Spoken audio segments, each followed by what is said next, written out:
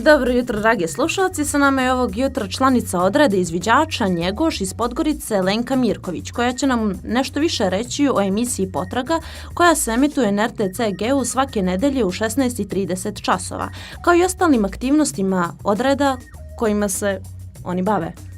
Lenka, izvoli, reci nam nešto više o sebi, o odredu, o emisiji. Dobro jutro svima. Prije svega da objasnim sami nastanak emisije Potraga. Dakle, zahvaljujući uspješnoj saradnji između odreda izviđača Njegoš i Radio televizije Crne Gore, rodila se sama ideja o stvaranju emisije. Naime, Potraga predstavlja jednu cjelovitu priču namijenjenu prije svega djeci, ispričanu na veoma maštovit i bajkovit način zahvaljujući našoj scenaristkinji Nataši Šoftri. Glavni akteri su izviđači našeg odreda koji, hvatajući se u koštac sa raznim pustolovinama, ističu najvrednije izviđačke vještine, a sve to kroz igru i zabavu. Možete nam reći o čemu se zapravo radi u emisiji Potraga, o čemu ona govori, koju ste temu zamislili? Pa Potraga zapravo predstavlja skup različitih tema koje imaju za cilj da pokažu način na koji djeca razmišljaju, kako se snalaze u prirodi, kako prihvataju svoje okruženje, a sve to kroz neki veoma specifičan i djeci prijemčiv način.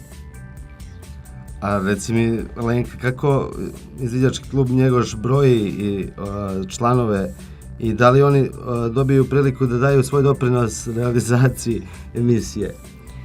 Pa odred izviđača Njegoš broji mnogo članova koji zapravo podrazumijevaju i osnovce, srednjoškolce, ali i one starije. Srednjoškolci su svakako dobili priliku da imaju svoju konkretnu ulogu u ovoj emisiji. Evo, konkretno ja igram kraljicu Vilenjaka koja je izviđačima ispričala legendu o vilenjacima koji su istkali mjesec, prenoseći im jednu od najvažnijih izviđačkih vještina, šivenje. Znači šivenje je vještina? Da, svakako da jeste. Potrebna maloj djeci u slučaju kada se pocijepa šator ili njihova izviđačka košulja. Mene interesuje šta pored šivenja nudi vaš program, odnosno šta djeca mogu da nauče? Mogu da nauče prije svega orijentisanje u prirodi uz pomoć kompasa kao i prirodnih znakova, korištenje prirodnih bogatstava, konkretno čajeva, pravljenje zimnice od povrća, voća i sl. Znači, koliko sam dobro razumjela, emisija Potraga nudi taj informativni program koji na zanimljiv način pokazuje to jest čime se tačno odred bavi u slobodno vrijeme, da kažem, mimo emisije. Da. Baš tako. Što se tiče članova, imate, koliko si mi rekla, mlađe i starije. Stariji su uključeni u emisiju ili oni predvode mlađe članove izviđača? Da se razumijemo, emisija je samo jedan dio od redovnih aktivnosti odreda. Konkretno, zanimljiv prije svega djeci, ali odred se naravno bavi i drugim aktivnostima, konkretno stariji članovi naravno obučavaju i mlađe izviđače, što je jedan od glavnih ciljeva izviđaštva samog. Šta je tebe navelo da se pridružiš ovom izviđačkom odredu? Pa sama ta priča. Djelovalo je potpuno spontano.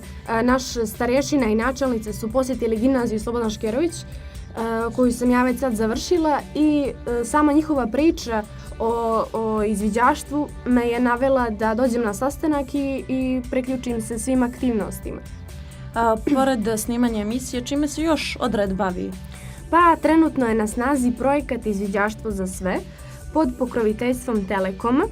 U prvoj fazi navedenog projekta planirano je osnivanje jata poletaraca u osnovnoj školi Njegoš u Spužu, koje je i realizovano. Na taj način želimo da podstaknemo djecu da već u ranim godinama samostalno djeluju, reaguju u zajednici, snalaze se u prirodi, razmišljaju izvan okvira staklenog zvona, što često čak i oni odrasli zaboravljaju. Omogućen je i značajan broj izleta i kampovanja koji su, bitno je istaći, besplatni, tako da druženje djeci sa ostalim osnovcima neće faliti. U drugom dijelu projekta očekuju nas 3 kampa namijenjena srednjoškolcima koji će u prvi plan istaći ekološki aktivizam u sklopu radionica i predavanja. Znači buđenje svijesti kod mladih i najmlađih. Pa to nam je baš cilj, baš to. Što se tiče starosti, svako može da se pridruži vašem kampu, odnosno izviđačkom odredu. Od 7 do 77, je li tako Da, vaše? baš tako. U našem izviđačkom odredu svi su dobrodošli. Sada sam konkretno pomenula određene projekte koji nam slijede, ali naravno svi su dobrodošli ako im se sviđa ideja i sami način rada.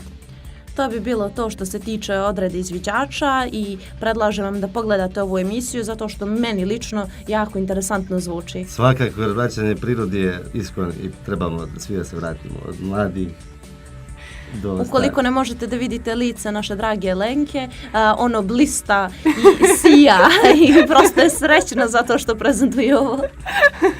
Hvala puno. Hvala Lenka.